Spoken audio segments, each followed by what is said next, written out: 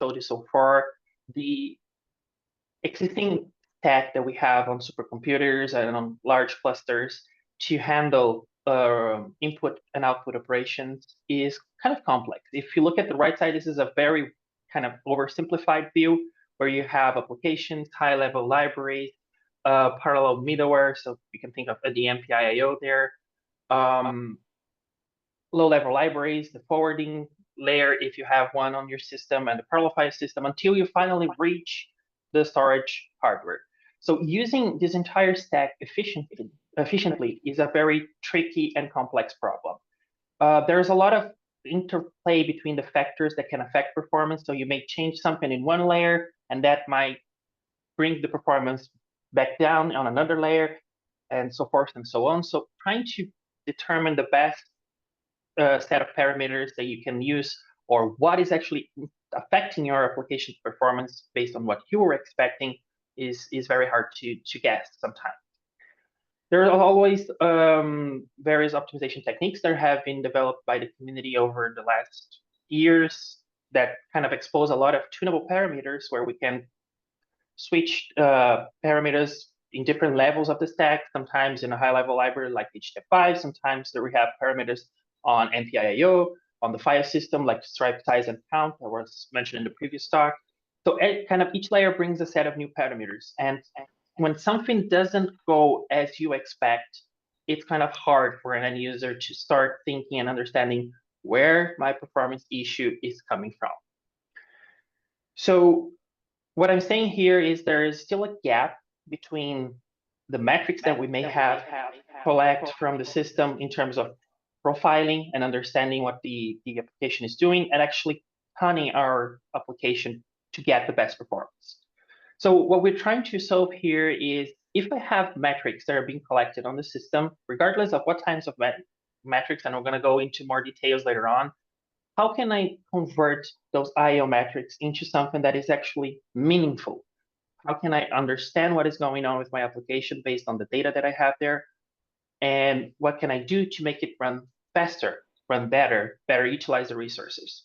So we want to create a tool set that allows us to visualize the characteristics, behaviors, and bottlenecks of our application, detect what are the root causes of the performance inefficiencies, map those into something that is actionable, something that you can do, either you being an end user, an application developer, or a system administrator, to guide you so that we can tune this IO problem.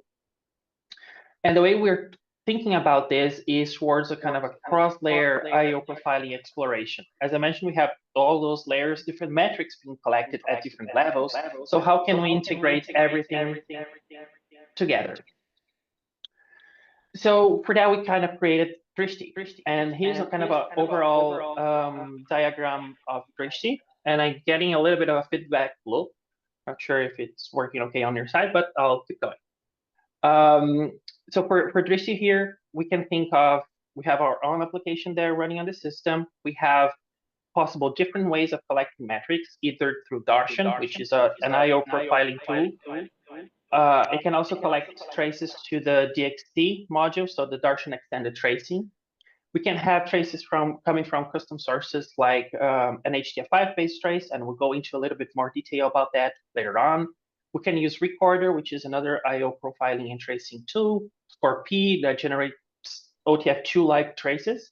And all we do is kind of combine those information, generating IO analysis of behavior and IO phases, interactive plots so that we can explore what application is doing. So visualize the problem, the issue, the performance issue that we are experiencing, and also providing recommendations and insights. So what is going on with my application? Why is it behaving the way it is? And what can we do to kind of try to fix that? So we're going to go over a couple of things. First, on the analysis part, the visualization part, we do have, this is an example of what we get if we were to take one of those Darshan traces or any other trace, but for this particular example here, it's the Darshan trace of an application. This one generates, handles a lot of HTF5 related files. We just throw it into the tool, into Drishti, and it's going to show us different types of plots there. So operation, transfer size, spatial locality, which is how we access the file, which kind of the offsets through time. Different I/O phases. So when I have read-only phases, right, or a mix in between the two, or something else is going on there, and how I'm using the different OSTs in the system. So all of these plots are interactive, and we have an example right here. Let's see if I can put it. So all of these plots will be able to, you'll be able to open in the browser. You'll be able to zoom in on, zoom out in particular regions of interest. You're going to be able to put your mouse over any particular dot there and see what are the requests coming from, which is the rank, which is the OST that is the target, when it started, when it ended, what type of operation it is. And you can see it through the different layers. So the MPIO layer on top, and that's why you have those kind of big blocks. They represent collective IO operations. And as they percolate down the stack into the POSIX layer, you're going to see that they're kind of broken down into multiple requests. And just from this visualization, you can see that something is kind of strange in a particular, when you have those really huge dots of just one rank doing something. So you can see those stagglers, they're delaying the entire application. Besides you're generating tons of tiny requests, even though you're doing something kind of collective, or what you expect it to be collective behavior through MPIO. So it's one step forward where you can visually understand the behavior of your application. But more than that, I mentioned that we want to provide recommendations and insights. So here we have a report that can be used separately. If you don't want the visualization part, you can just get the report on a command line. If you want to use the visualization side, you can get the report as well, combined with that interactive plot underneath it. But the idea here is to provide some insights. For instance, in this application, we have tons of small requests that are affecting the performance of the application. This is what we saw there. We could detect that you could potentially benefit from using asynchronous or non-blocking operations. You're doing a lot of consecutive and sequential requests, which is good. You were using collective operations on the MPI level, so that's good. Overall, we have over 30 triggers, and those 30 triggers are heuristic based on the literature that we've collected over the last 20 years of IO-related research and things that are considered good practice and bad practice, regardless of the system. So the way that we actually do our IO requests, and this is what we're using this initial version of the heuristic to check.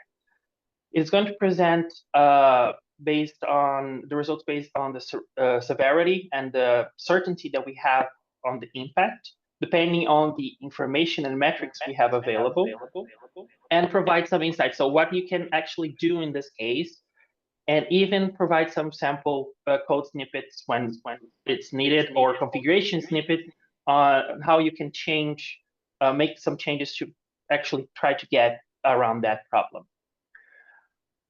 So with that, that's an initial view of the tool. What we are moving forward now in collaboration with other researchers and some students is trying to drill and go a little bit deeper. So if I have those small requests happening on my application, where is that exactly coming from? Is it coming from actually my code? Is it coming from a transformation as the requests go through the stack? Perhaps, let's say if I'm using an HDF5 application, something that HDF5 is doing that I wasn't expecting, and it's translating into a bad performance, and it's harming my application behavior. So what we try to do here is extend Darshan so that besides collecting all the trace-related information, we can also collect the stack trace related to those issues that I'm seeing. So when I tell you that the application is doing small requests for a particular HDF5 related file, and it's just one rank that is doing that 10% of the small request of the application, and it's coming from line 24 of your own code, then you know that there's where you need to take a look at. That's where you need to either tune something on the way that you're organizing your data or accessing your data, or either activate some of the optimization options particular to the pattern that you're using on your application. So it kind of goes a little bit deeper into trying to pinpoint in the code where that issue is coming from. And of course, this is going to work if we have the code available. So that's why we're trying to be very flexible with Drishti in a way that depending on how much information you can present to us, that's how much more information we're going to give you back and be more precise about the recommendations and the insights and where the root causes are. So if you just take a simple Darshan trace with no stack trace information, no trace related data, we're going to get a very simple recommendation and a very simple analysis based on top of your metrics. So besides this is an example that I told you about where it's coming from on the application side and what are kind of the recommended actions for this case.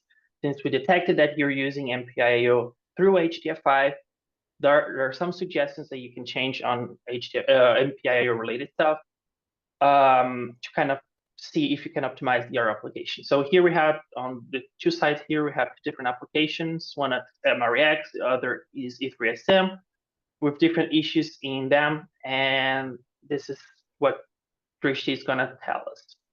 But since we're talking a lot about HDF5, what can we do?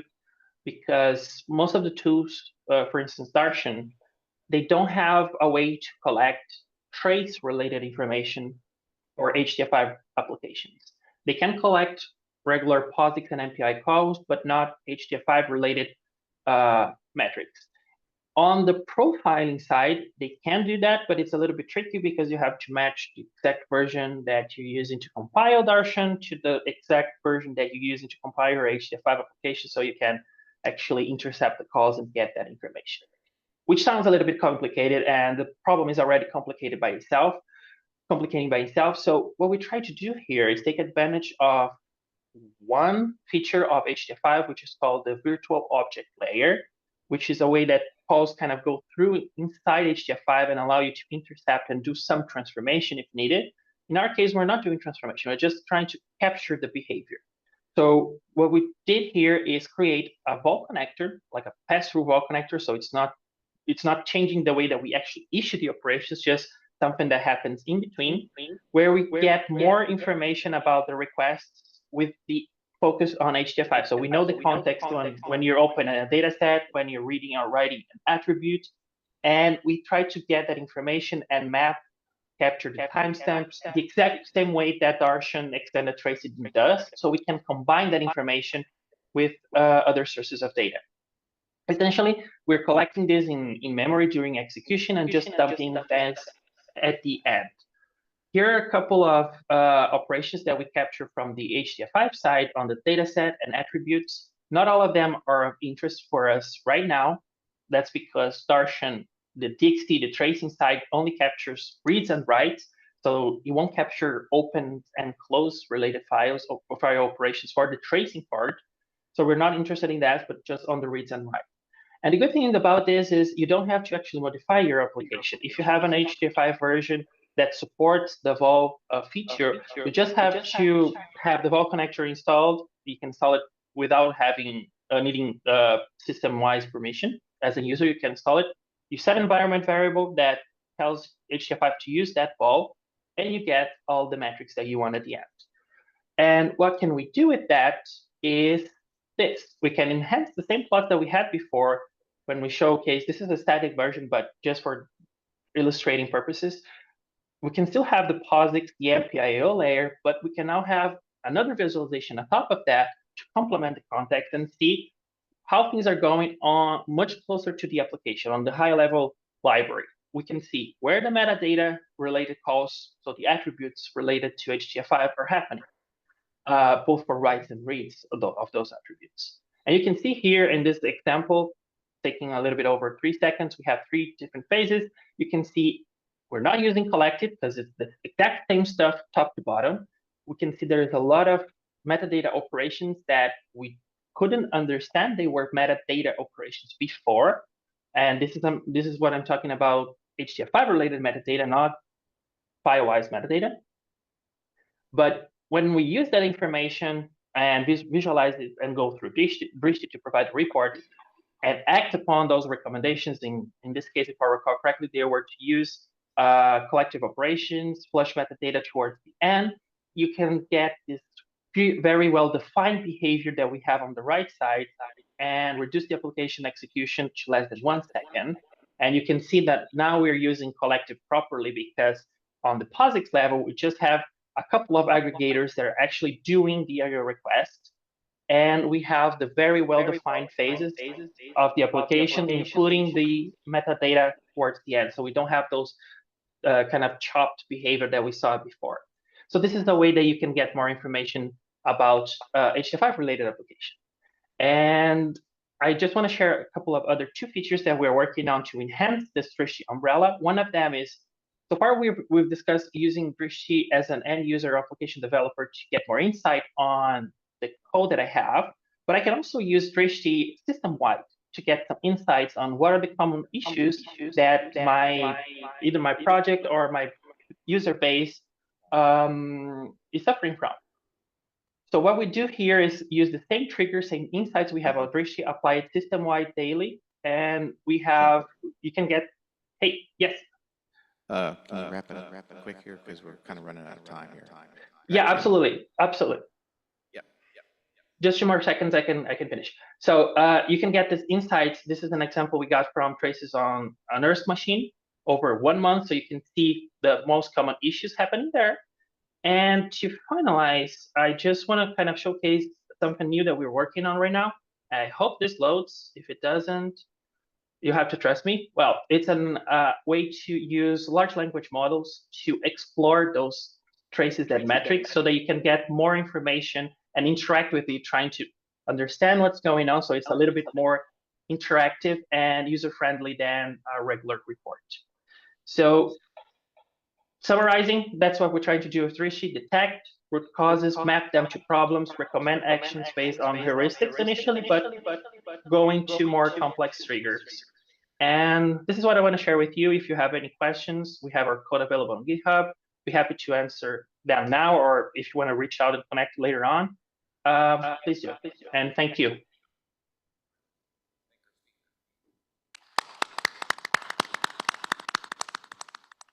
All right, so while Hari is getting connected here, do we have a quick question for Gianluca?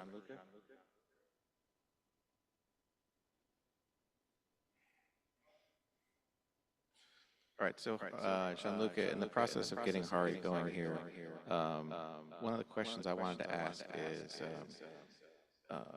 just quickly, do you see there's a hard limitation in what you're trying to do to understand why instead of what? There are, because I mean, due to the complexity of the applications, the way that we interface with the IO stack and different characteristics of the systems, sometimes there are things that are very particular to one system, to give an application, and trying to provide like an overall view as we do this with Rishi is kind of like a really hard limit, and we don't want to kind of be very, very specific, but rather provide some initial guidelines and insights. We don't claim to solve the entire problem, but we're just hoping to get users, sysadmins, and developers to kickstart fixing their IO-related issues. All right, thank you. Thank you. Yeah, can you hear me? There is a lot of echo.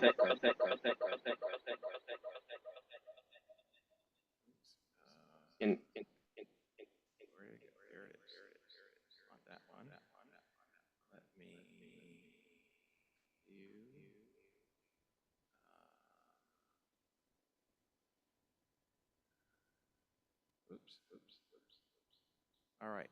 I think it's going to work better. Okay. Yeah, I'm still getting a lot of echo. Still. Yeah, a lot of echo.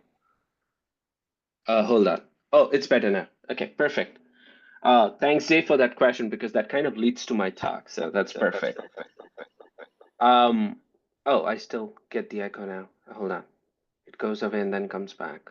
Okay, let's see. Hopefully you guys can hear me well. So I'm from Lawrence Livermore. I'm Hari. I'm a computer scientist at Lawrence Livermore, and this work we've been looking at explainable IO. So there's a lot of echo. I can't even. I'm hearing myself right away. It's hard to talk. Hello? Okay, let's see. This is better. So we are looking at explainable IO. Basically, we are looking at our current tools and trying to see if we could, instead of saying what is happening within our system, look at IO performance, but can we explain why it is happening essentially? By looking at multiple layers and trying to look at the stack rather than just the result of that stack. So this work has been, we've been looking at it for the past 6 months with Sarah Neuwirth from Germany and Jay Lafstead. Let's see, one, wait, let's see. Okay, so as Gianluca kind of talked about this briefly, I kind of skip over in the interest of time. Is our current HPC infrastructures for IO are extremely complex. We have from new computational paradigms, from AI machine learning apps at the top, with more complex workflows working together. And so we have to also look at how's the data flows between the applications, between different architectural, from heterogeneous solutions to our classical homogeneous solutions to tiered storage. So there is a lot of heterogeneity everywhere, which needs to be dealt with from a user perspective when they're trying to optimize data movement for their applications. On top of that, we are looking at new operational paradigms where we are starting to converge more closely with cloud solutions for some highly specialized jobs. In close coupling with HPC systems, which further makes a lot of our tooling and infrastructure extremely hard. And typically for humans to adapt to this automatically and detect issues, it's very hard. And so that's the general premise of this work. Um, in general, we depend from a user perspective and from a facility perspective, no matter how big or small your cluster is, we depend on a lot of monitoring infrastructure to understand our performance data for IO. Typically, you want, in an ideal world, you want to be able to get insights on how your application is performing. That's the what, and that's kind of what nicely John Lucas Drishti does, and which is very useful for users to understand what's happening. But on top of that, you want to have a little bit more visibility into why that is happening and basically put that in a feedback loop for the users and for the system admins in order to procure better systems for their applications for the future, or optimize their, or for the users, optimize their workloads for that particular system, to actually do something which is both better in terms of utilization of the system, which in turn helps their application. So at the end of the day, that's what we want to achieve from both these sides, the users as well as the facilities. Um, I kind of call it the tracking the data trail, because essentially we have to understand how the data is flowing in the system. And this is an interesting example, which also John Luca kind of in the previous presentation talked about briefly, where you have an application which could be using a high-level library like HDF5 on top, and then going through the stack of MPIO, POSIXIO, and then and really low-level file system calls, and then storing all that information into Darshan logs. A lot of today's machines store these logs as profile logs, so you have high-level aggregated metrics. But as we talked with some of the community people who are using these logs, some main questions which come is, um, because the way these logs are eventually exposed to the users or the other research community, typically after a machine goes away for people outside, that's when the logs are made public in most cases. There are, if you're working at a facility, sure, you might get a little bit more information, but typically that's for a shorter period of time, and you cannot really continue to use that for research. Um, on a long-term basis. Most of our long-term, like 3-year logs or 4-year logs from Argonne, from Theta, and everything comes from really really from machines which have been out of commission and not on provision. So the question basically comes as how current they are for our current systems that are we looking at today. Another question which often comes up in a lot of these studies, which is kind of unknown still, is the completeness or the integrity of these logs. We have little to no information sometimes, not everywhere. In some cases we do, but not a lot of studies look at whether my data set that I'm collecting from Darshan is complete. We talked about this in the community. A lot of facilities. One of the things they talk about is sometimes where if a workload or a science application which is running on large scale has an issue and they see some profiling tool like Darshan turned on, they typically turn it off as the first thing to do, whether Darshan was the problem or not, and which is in general not a good sign for these kinds of studies. On top of that, just looking at what happened, that is, oh, I spent X amount of time on read operations and X amount of time on write operation, can tell you what your application did on the system, but does not really tell you why. And that's kind of the main challenge in these things. So from a very high level perspective, the key goals initially when we look at explainable IO, we were thinking about what does our current HPC compute and storage ecosystems look like.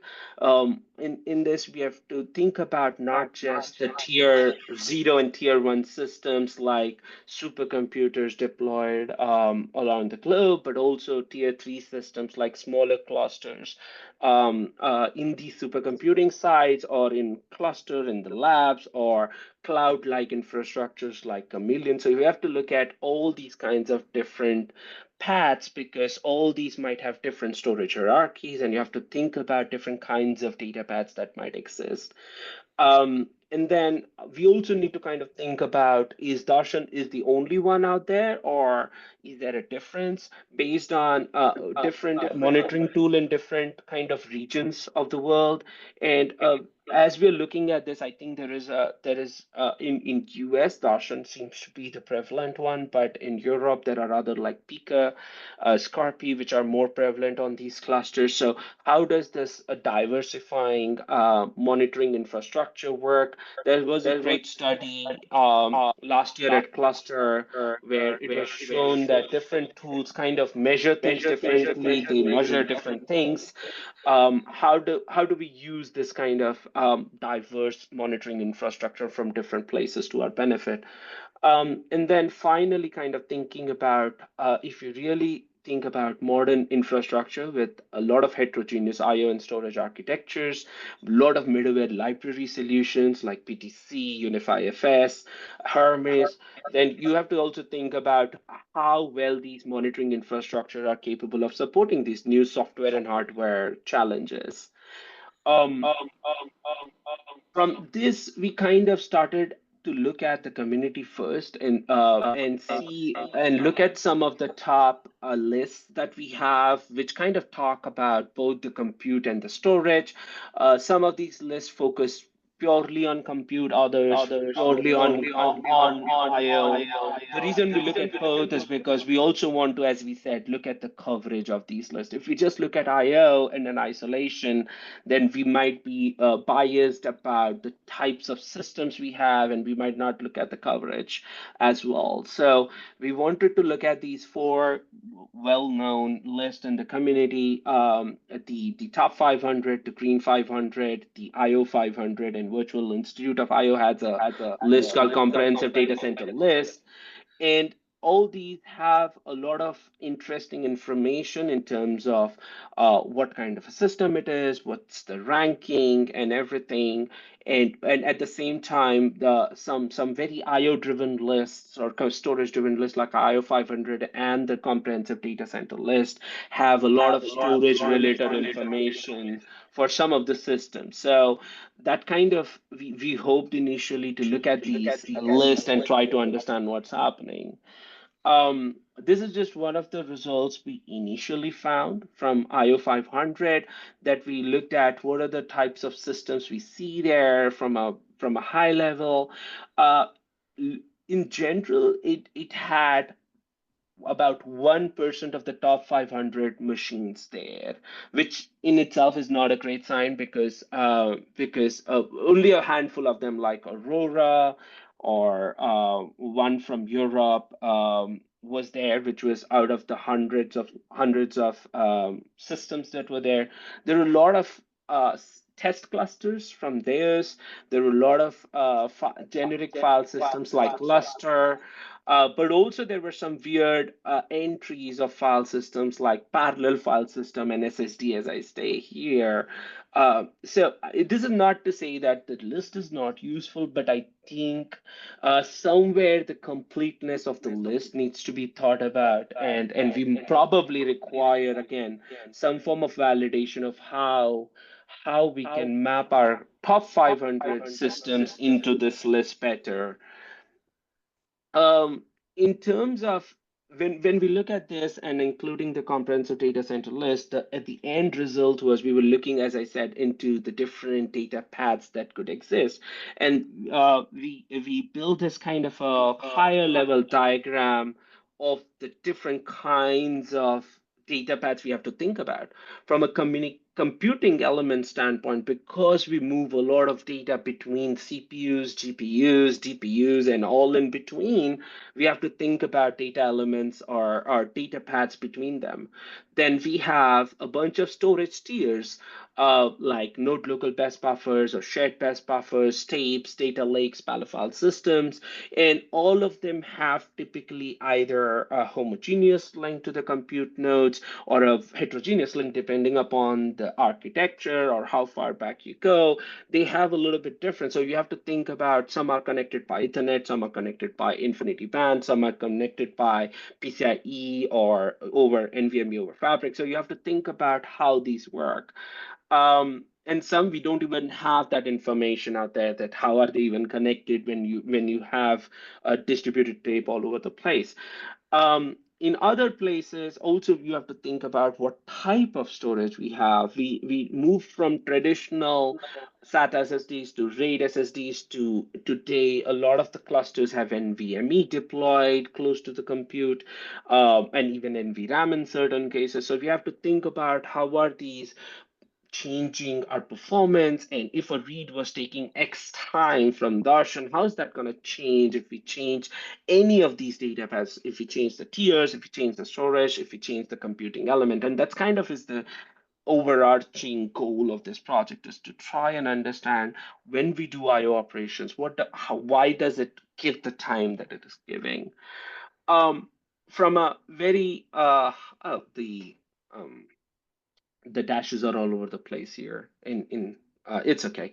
So when you think about what kind of information we are looking at, um, today only cover a very few paths of the overall system, and some of I was trying to highlight the PCIe and the PCIe over Fabric there, or the net, or the connection to it. So for instance, if you're looking at Darshan, Recorder, Defacer, all of them are user space libraries which are gonna say, oh, this is the IO you did, and it will time it and give you the information. That really does not translate to whether this went out of the node, whether it touched the local NVMe, or it went to the file system, it went to the remote nodes NVMe. So you have to think about not just what it at the capture we are doing are such at a high level that we can only say what happened. We can't really say why that IO call happened. And with more complex softwares we are building to help the users, this becomes more almost useless, because the same IO operations have a lot of variability from all the way from memory performance to an hard drive performance. So it's very hard to understand where the cost is coming from sometimes. And so you have to, when you think about this problem, you have to think about multiple software stacks. So as Gianluca talked about, HDF5, MPIO, POSIX, but also you have to think about what stack in the kernel is it after the virtual file system layer? Is it directly going to the other node, or is it going through the stack and going down to the local NVMe, or it is not even going to the virtual file system, directly going to a Palo file system client and from there? So there are so many these data paths exist that it is very hard to understand what's happening there. And finally, use all these pieces of data movement through the kernel stack, through the remote node, and to the file system to kind of stitch up what is happening for the application.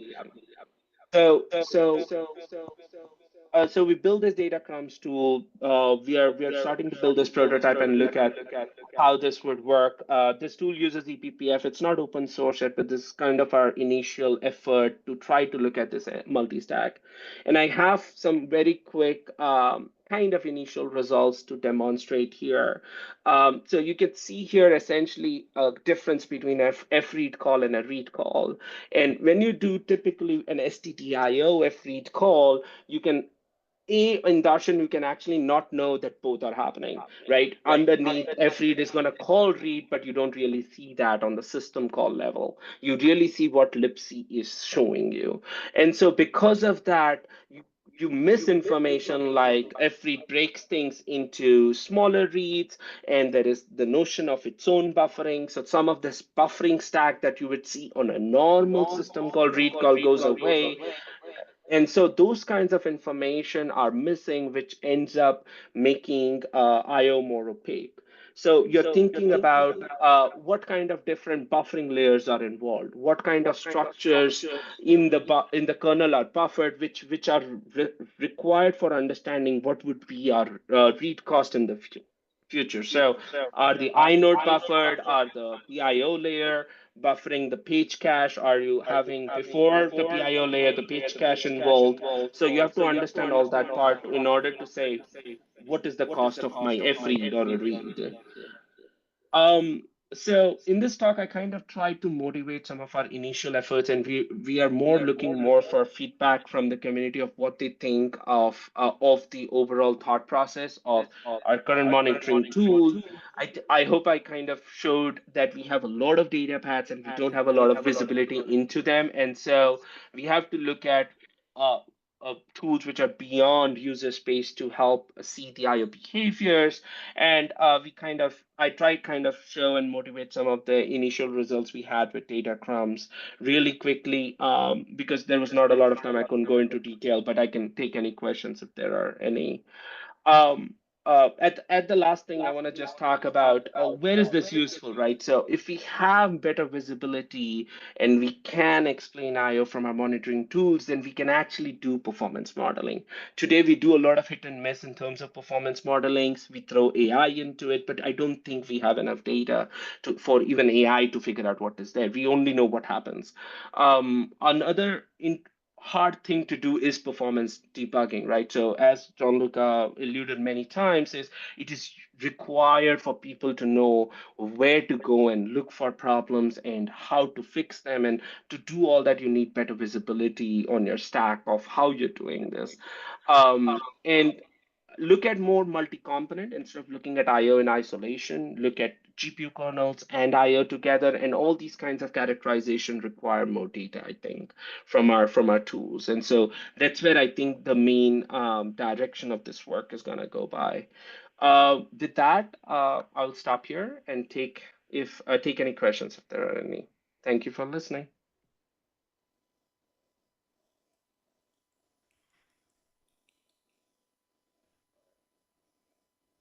Right? Hello? Hello? Hello? Yeah. There. All right. Any questions for Hari?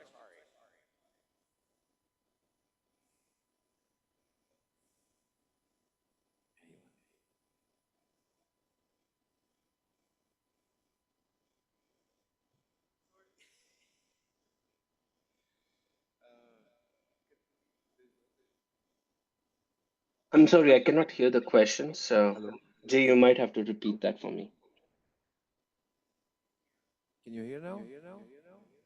Hello? A little bit better, yes. Okay, just a moment. We have a problem with your slides. Technical problem. Okay.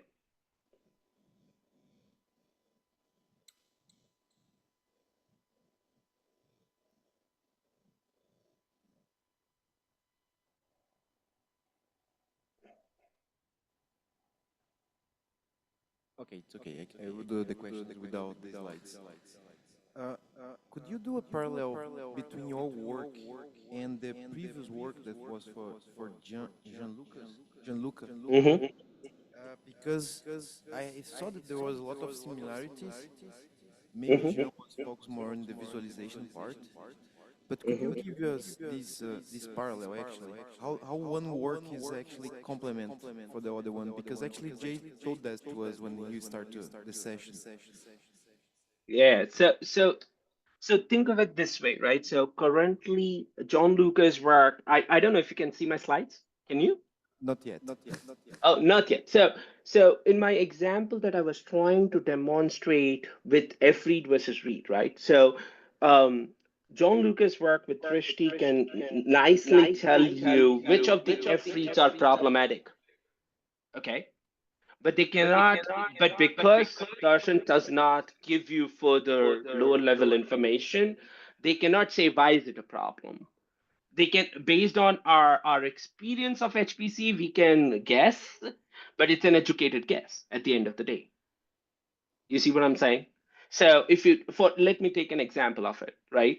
So when we do F reads, if we do 4 kilobyte reads on a parallel file system, that's a worse thing to do than on an local NVMe. Mhm. It's not always a problem. It's relative to what happened within your software stack, and there are buffering solutions like Hermes, PDC, Unify FS, which can take those 4 kilobyte reads and just buffer it in memory, so you won't even see it touching the file system as a 4 kilobyte read or write, which basically tells you that you need visibility into what happened within your stack first in order to go and explain it and back. But because we don't have that, I think John Lucas' approach is what we have today. Does it make sense? So the goal here is that if we are able to expand the amount of information, then tools like Drishti or the LLVM based it's not LLVM, LLM based tool he could not show, but I have seen that in the past, could do is actually figure out what was the cause of it, rather than saying this is problematic and this is not, kind of saying why it is. I think that's the main part that today tools are not giving us in order to build better Drishti tool in that sense. Say why we have a problem, not okay. Yeah, that's the idea, right? So you're trying to say you're trying to say there are two reads. One hits the OS cache and one does not. Typically, we guess that this hit the OS cache and this does not because we don't have the counters. So these kinds of problems are basically to for us to figure out the why of an IO operation rather than saying what happened. So that's why it's complementing that way. Hopefully, All right, let's take our speaker. okay. All right, Thank thank you. you. And this concludes this session. Now I believe it is a break, and then we have the